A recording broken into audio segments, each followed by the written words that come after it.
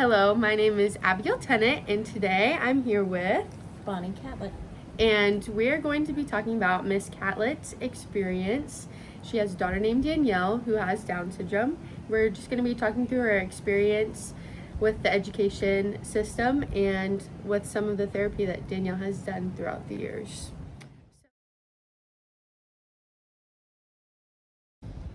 Well, the Down Syndrome Association of Jacksonville is tremendous, and I will say now the lady who started it is a friend of mine.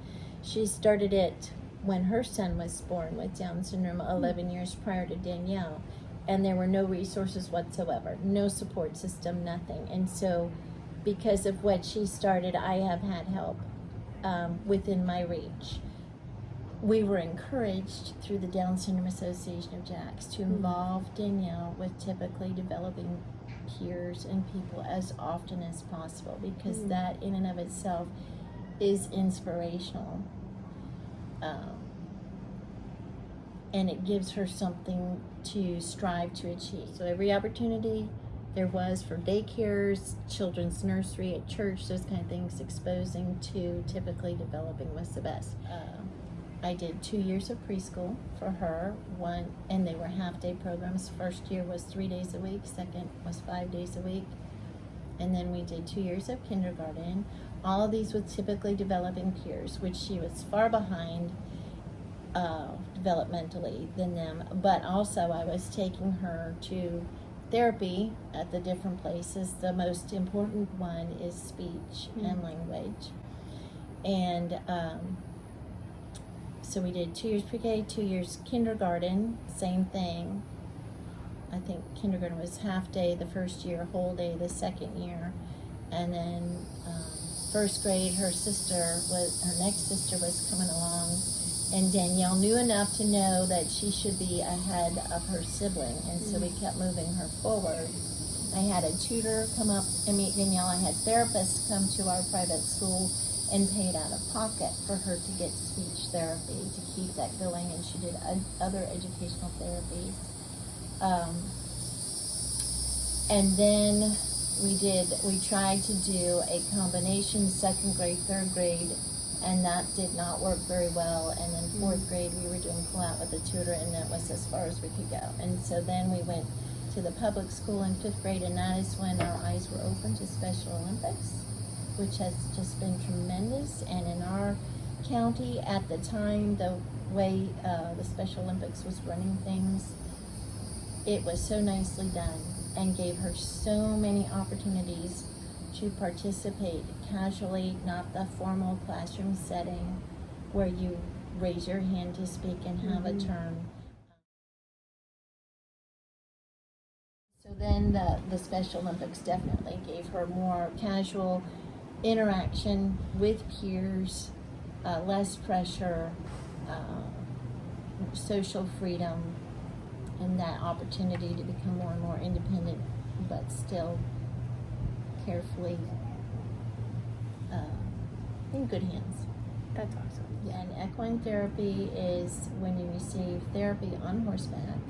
Clearly, you see there's the physical nature of that. However, the speech and occupational therapy can also service your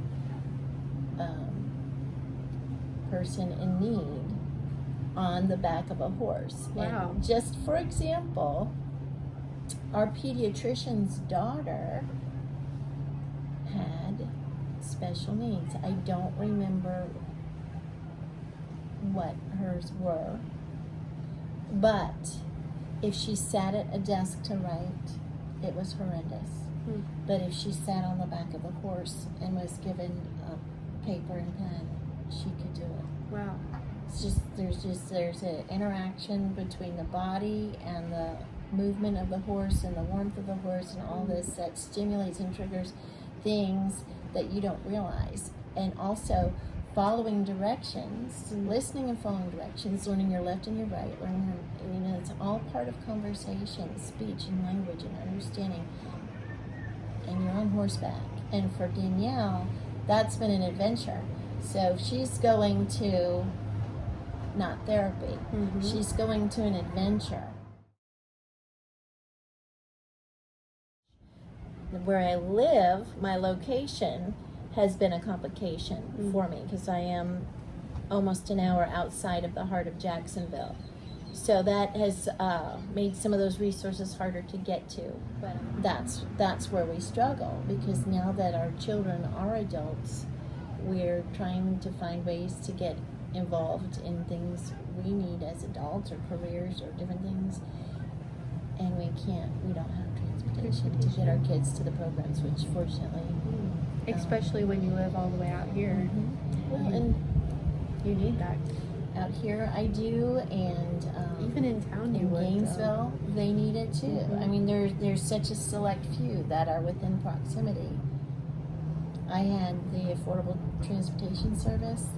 They have a flat fee of $10. They would bring Danielle Foam Tropical Smoothie to school, to Pineway. But I had them bring her out here once to get it understood, $25. Well, that's all the money she made in her work shift, you know. She's paying for her ride. Yeah, it's pretty hard. The transportation in, I don't know if you call these rural areas or whatever. I think it was rural. These areas is a huge challenge. Finance-wise, did you get any help from the state, or did you pay mostly out of pocket for these services, or did you have any organizations that could donate money for you to have extra help? At that time, and Danielle was born in 97, we had to pay out of pocket, and I had help from my parents to do for that. We also had the pastor's wife at the church we were attending was a speech therapist. Wow, and that's awesome. Her kids were in the same age range as my children, so it was a play date and a therapy session all wrapped up in one, and we paid out of pocket. And we also through the years have had wonderful people donate time and effort.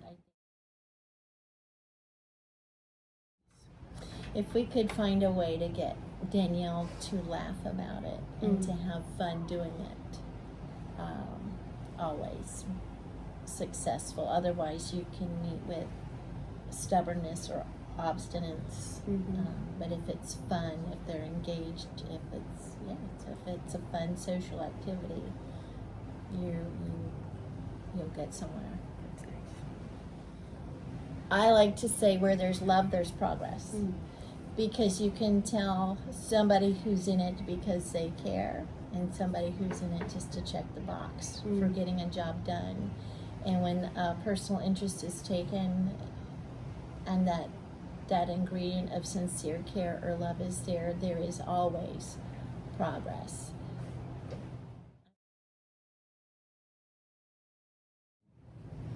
Definitely reach out to the Down syndrome organization in your area, and I know that the one in Jacksonville is very, very strong, but you can also reach out to the National Down Syndrome Association to get resources. And don't stop short. Sometimes you've got to find creative means. And I know in Gainesville, Florida, that their Gainesville Association isn't as strong as some of the other programs they have for other special needs, a whole group of populations. They're not just Downs. But keep reaching out. Don't stop short. Involve your child as much as you can with typically developing peers. Give it time and you'll see the results. You're not going to see it in at the same rate of typically developing children. For example, I took Danielle for an evaluation at Hope Haven, where the Down Syndrome Center was based out of at the time. And we had to go with Velcro shoes because she couldn't tie her shoes. And so then we went for another evaluation. Now we're having trouble with her feet being pronate because the Velcro shoe doesn't hold us upright as a tied shoe. So we went to the store to look for shoes that tie. I'm looking at shoes, and Danielle is 11, and she sat down on the floor behind me, and I turned around, she had tied her shoes. Wow. I mean, it took till she was 11 years old, but she tied her did it. shoes, and now and then she would help me tie the little children's shoes when we did the preschool. So yeah, give them always advice to the parents and people that work with special populations is don't ask what they cannot do, but find out what they can do.